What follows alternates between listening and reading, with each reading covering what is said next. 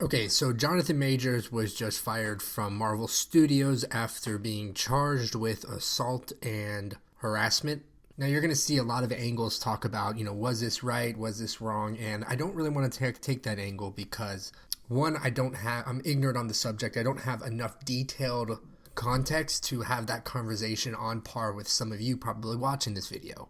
So I'll leave that to you, but what I want to do is I want to talk about what led up before and then probably what I see as a result, forthcoming from this verdict. Because this is a very delicate and sensitive topic, I want to stress the opinion of what I think is going to happen and not what I believe should happen. I think there's a distinction there. Because I think all of you watching this can probably recognize that there's a difference between what you feel and what actually happens in real life. So getting on into it, I really wanted to talk about why Disney hired Jonathan Majors in the first place, and then what are they thinking? What's Disney thinking? How are they going to pivot with Marvel and the Avengers, their largest IP, moving forward? And where are they going to recollect and take the direction of the franchise? And then from Jonathan Majors' perspective, because of how controversial this trial was and the results and, whatever your opinion is on the validity of the decision, what does that mean for his career going in the future? So to get right into it, why I believe they hired Majors in the first place was his acting prowess and what he did in several previous roles, that being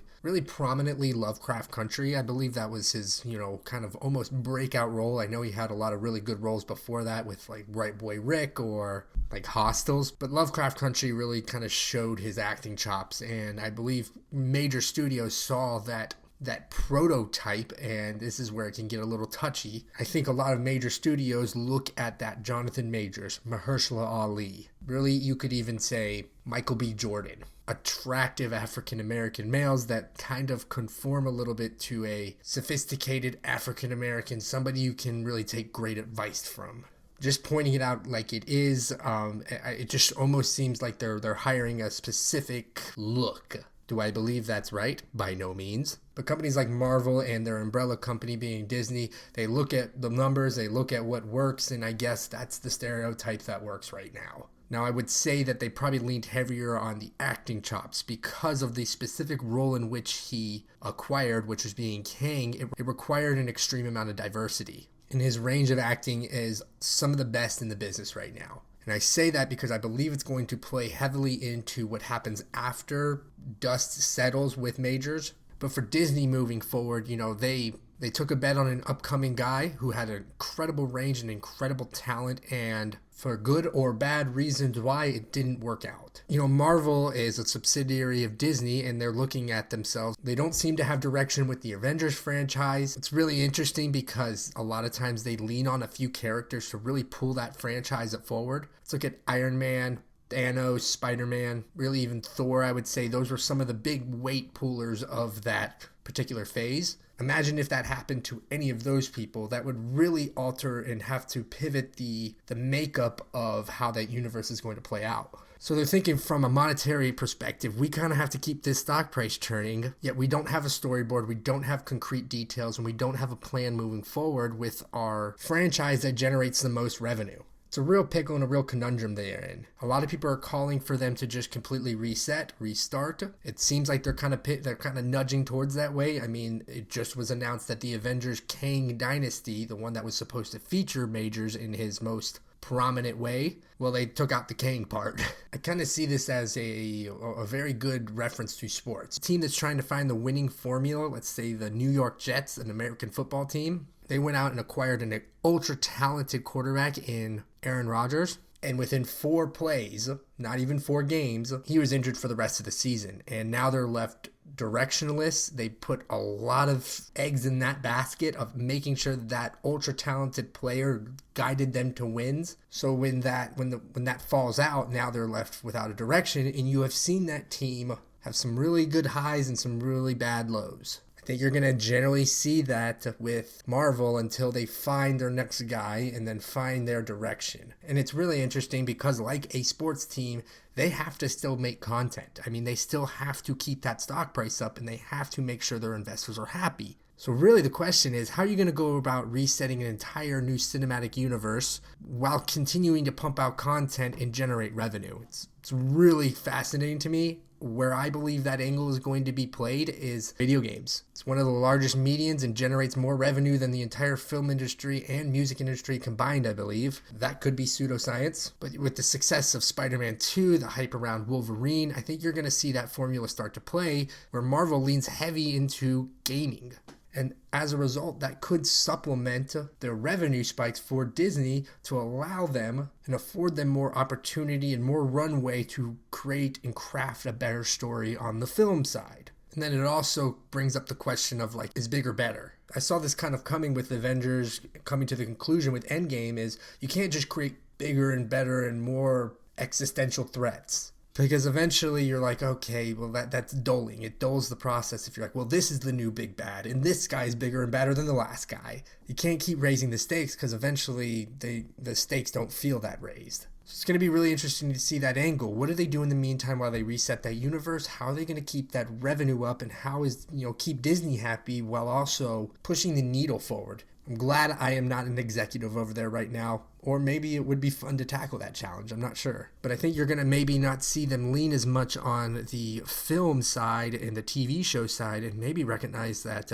video games are a huge outlet to drive revenue while they do figure out the film side. And as for Majors, what's really interesting about him is I once again gonna relate this to sports, and I know I might be exhausting that for a lot of you, but it's not a one-to-one by any means, this story, so please don't take it as like, oh, he views this domestic violence the same as whatever I'm about to bring up. But there was an Alabama basketball player for the University of Alabama, their college basketball team last year, named Brandon Allen. And overall, you can see the character of the guy. It was really good. I mean, he was an upstanding, high-character man. But he made a horrible decision, and one night he was involved in a murder. I know that's a real shock. You're like, how can you say great man involved in a murder? Well, he got a text from his buddy saying, hey, can you come bring me my gun? I think this is the synopsis. You can go more into detail and find the specifics. I'll probably link something down below. He gave his friend a gun. There was really no context before that. I think there was maybe a little bit. He wasn't telling him, hey, I'm going to go shoot somebody with this gun. Needless to say, Brandon dropped off the gun. A murder happens after, and then he's sucked in on this. I think you're going to see something kind of similar with Jonathan Majors, and I feel like this is a very, very touchy subject, so once again, don't compare this one-to-one. Just kind of see the overarching angle. See all the time great talents overcome a lot of those controversies that they get sucked into. Because Brandon Allen was still drafted 3rd overall by the Charlotte Hornets, an NBA team, because they look at that and they go, that guy is an extreme talent. 99% of the time he has carried himself right to the public eye, so we're going to give him a second chance. I think you're going to see that with Majors.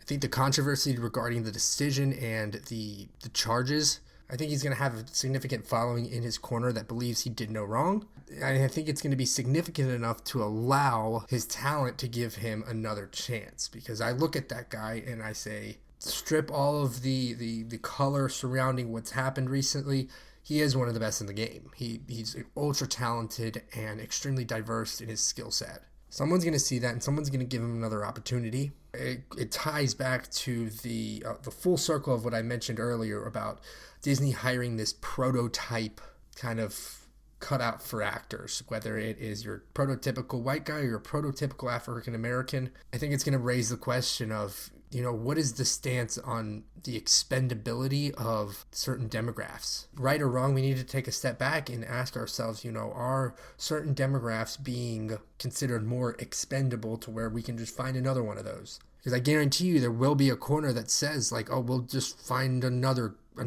Kang. And in my opinion, in terms of talent-wise and acting range, you're picking from a very small group after that because he is one of the best. But our preconceived notions helping limit the potential of particular demographics. It's a question I think would be better talked about in the comments than me just spouting out I thinks. So overall, that pretty much wraps it up. I know I was kind of long-winded compared to my other videos, but I really do, seeing the angle of the business side and seeing how the ecosystem will play out after, it's going to be really something to look at and analyze and see how that plays out for future events and when we see stuff like this kind of play through down the future. Once again, let's separate the verdict and the extent of the charges and who's right and who's wrong from the reality of the situation and what public court is actually going to think. It's not about me. It's about what reality is going to say.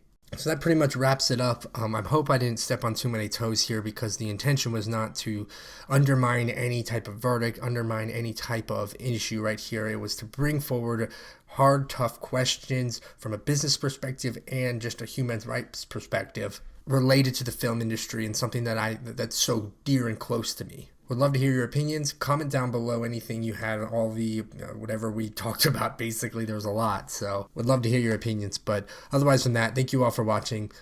Let's keep this discourse going. I make these videos hopefully every day, and moving forward, we can maybe have more of an audience. So that pretty much wraps it up. Thanks for watching. I'll see you next time. Later.